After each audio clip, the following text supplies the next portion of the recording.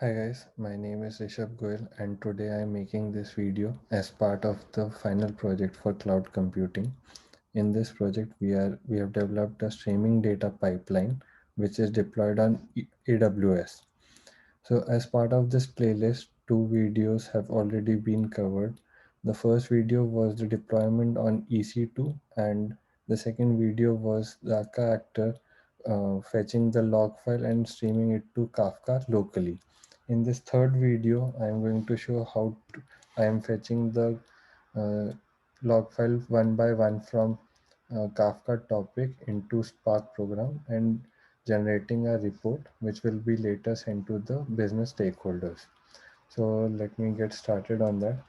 So for that we have Spark and AWS SES. So to set up Spark and SES, we have to use first Docker. In that, we are running the Kafka and the Zookeeper.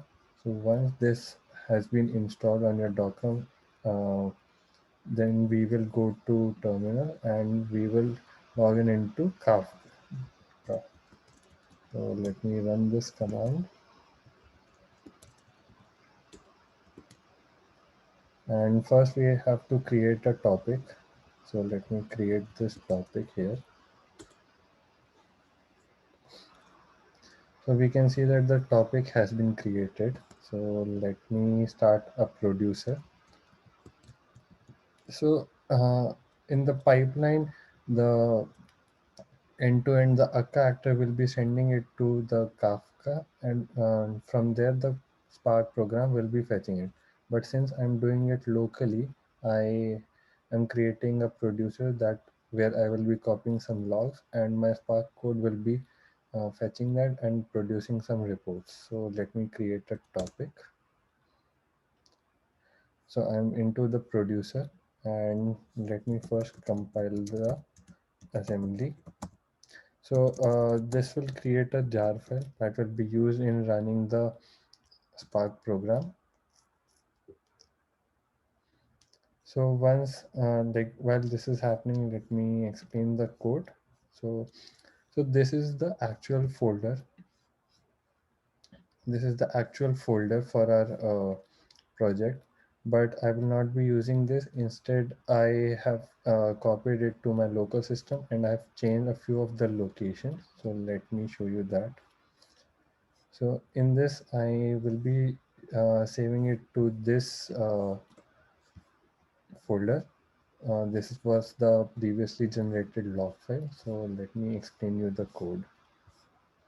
So here I have mentioned the topic one. This is my Zookeeper Kafka host, and local 2 is like how many cores it will be running on, and second 60 is the basic time frame in which the logs will be captured. These are the Kafka parameters that I am setting and attaching it to the topic. So once this is done, I have mentioned message type as error, info, warn, and debug. If only these type of messages are present, we will computing the map reduce.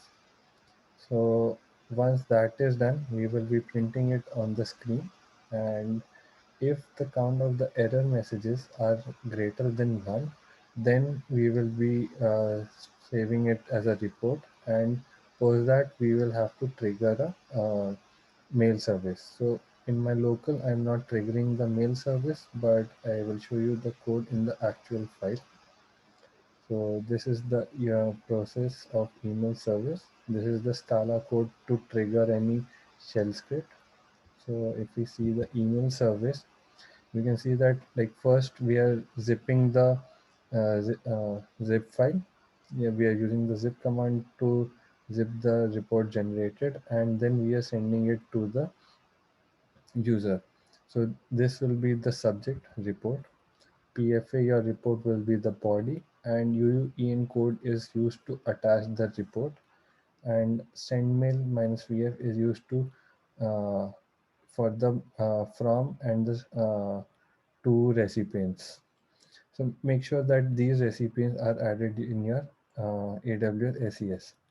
To set up the AWS SES, let me show you the steps. So this link I've already added in the README file. So let me start it. When you enter into AWS SES, first you will have to verify the email ID. Once that is done, you will have to create your SMTP credentials. So by default, port 25 is blocked by AWS, so we will be using port 587.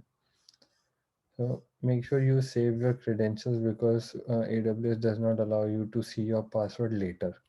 So once this all these steps are done, we will log in into our EC2 instance, and then we will have to follow all these commands.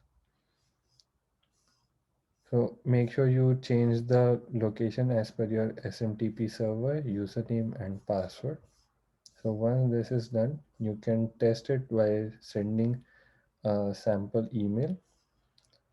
Once this is also done, you can check cat var log mail log. So in this, you should be able to see some command like this, and in your email folder, you should get that mail. So once that is done, let me go back to my terminal. So here we can see that when we run the assembly part, it also executed the test cases. So we can see that all the test cases have been successfully completed. So let me go to target Scala, and the command to start the Spark job is this.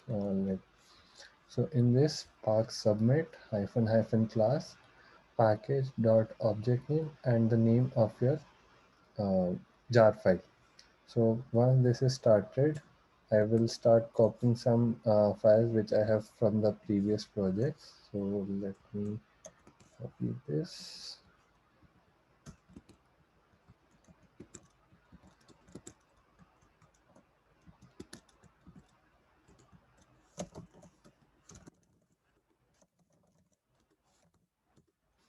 So since you can see that the window is already 2 comma 1, and we and these windows have and these logs have not been captured because they do not contain any message of type error or info one or debug.